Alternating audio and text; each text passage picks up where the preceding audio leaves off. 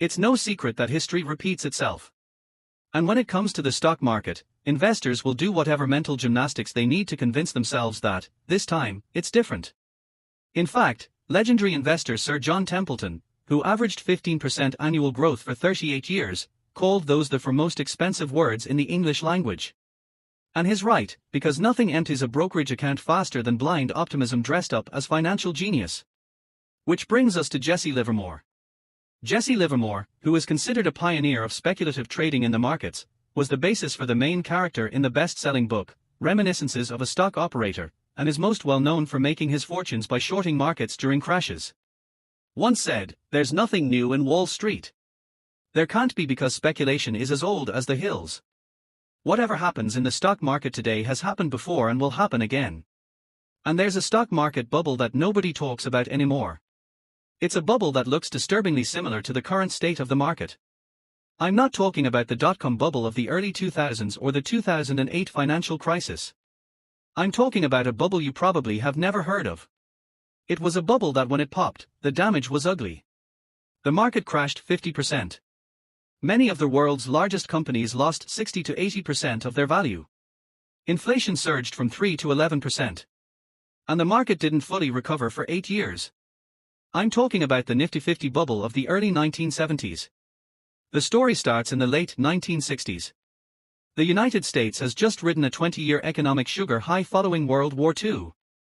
Factories were booming, suburbs were popping up out of nowhere like acne on a teenager, and Americans thought the country was invincible. Because in the late 60s, people had money, they had confidence, and most importantly, they had blind optimism. And why wouldn't they? The United States had just beaten Germany in World War II, dropped a man on the moon, allegedly, and most importantly, invented the Etch-a-Sketch. Life was good. And in the middle of all this optimism was the stock market. From the end of World War II in 1945 all the way to 1970, the United States stock market had gained over 350%. This unprecedented bull run led to a new strategy in investing becoming popularized. It was known as investing in one-decision stocks. The concept was simple. Invest in companies so powerful and so dominant that you only had one decision to make when it came to investing in them: buy. These stocks became known as the Nifty 50. The Nifty 50 wasn't comprised of penny stocks or emerging tech companies, but it was comprised of blue-chip companies that generated stable cash flows. It was companies like Coca-Cola, American Express, McDonald's, and various other household names. Investors saw these companies as bulletproof. And because of this, the idea of ever selling any of these stocks was considered crazy. Here's the thing about investing. If something sounds like a no-brainer investment with zero downside, it's almost always a financial grenade with the pin already pulled. And that was exactly the case here. By the early 1970s, the Nifty 50 stocks weren't just expensive, they were priced like gravity didn't affect Wall Street. The average PE ratio for the overall market at the time was a humble 15. Respectable. Normal. The kind of number you could bring home to your parents.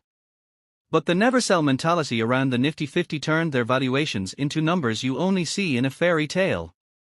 Coca-Cola was trading at 46 times earnings, Xerox 49 times earnings, McDonald's 86 times earnings, Polaroid 90 times earnings, and the list just keeps going. On average, the Nifty 50 stocks were trading at a jaw-dropping 42 times earnings.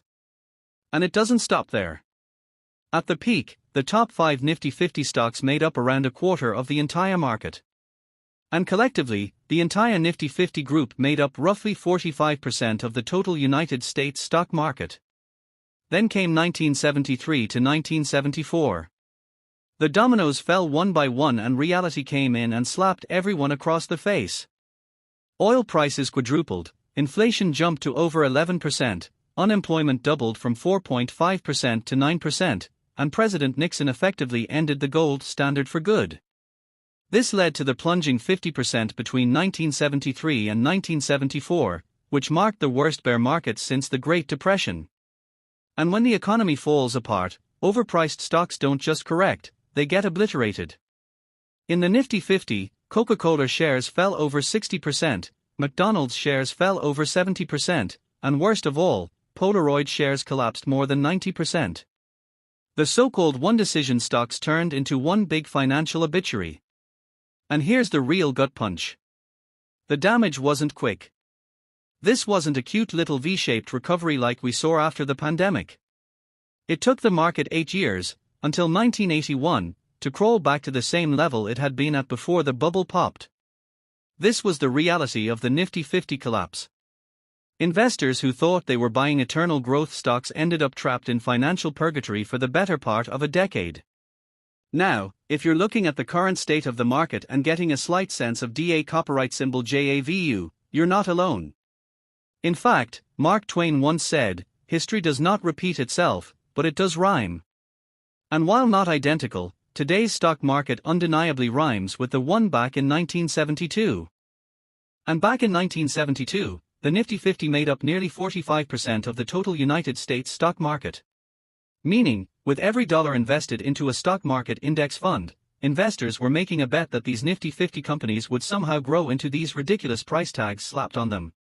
And if you fast forward to today, the movie has the same plot, just with shinier special effects. The United States tech giants, better known as the Magnificent Seven, now make up around 36% of the entire S&P 500. That's right. 7 companies, Microsoft, Apple, Google, Amazon, Meta, Tesla, and Nvidia, carry the weight of the entire stock market. If that feels eerily familiar to the level of concentration we saw with the Nifty 50 companies, it's because it is. Yes, the Magnificent Seven companies are innovative, and yes, they dominate their industries. But so did Xerox, so did Polaroid, and so did Avon Products back in 1972. The Magnificent Seven have become the modern echo of the one-decision stocks that dominated back in 1972. When it comes to the Mag 7, investors are acting as if there's only one decision to make when it comes to investing in them. So what about the valuations of these modern-day tech giants? Surely they are priced fairly, right? Well, not at all. Let's just say they're also priced like gravity doesn't affect them. Google and Meta trade at 28 times earnings, Amazon 35 times earnings, Apple 37 times earnings, Microsoft trades at 38 times earnings, Nvidia 50 times earnings, and Tesla 247 times earnings. Are these solid companies? Absolutely. Are they overpriced, overweight, and worshipped as if they are bulletproof? Also, yes. And just like in 1972, investors are telling themselves the exact same bedtime story. These companies are untouchable and will grow forever. All we're missing is a couple of macroeconomic dominoes to fall and we're right back where we were. Warren Buffett summed it up best. What we learn from history is that people don't learn from history. So here we are, once again, staring at a top-heavy market,